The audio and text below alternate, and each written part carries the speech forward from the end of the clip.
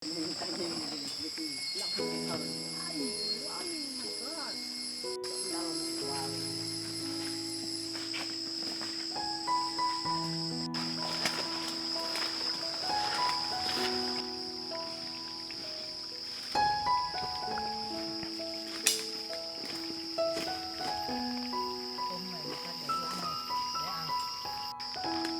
nếu theo tiền dân tộc người đồng bào mình coi là lá này là lá mái á, nếu tiền kinh là hay thì mình cũng không biết nữa.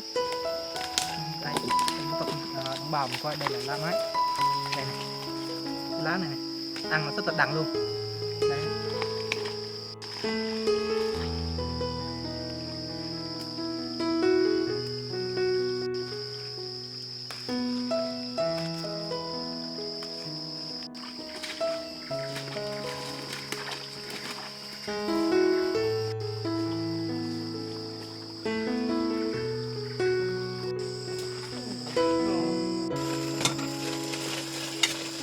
Thôi, mời các bạn ăn cơm.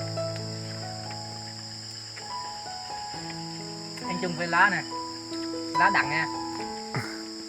Chấm như Chấm. Để mình chấm xong thì mình ăn nha.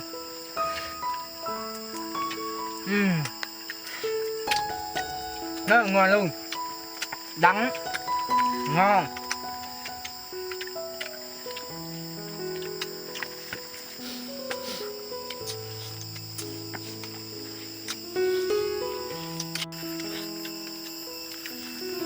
Chắc tuyệt là chị đâu có chút nữa.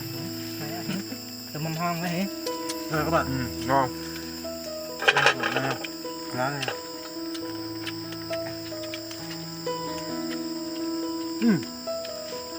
Cái lá này á, nếu người ta không biết là chắc người ta bỏ qua thôi. Đắng đắng ngọt, ngọt mát luôn. Rất là đắng.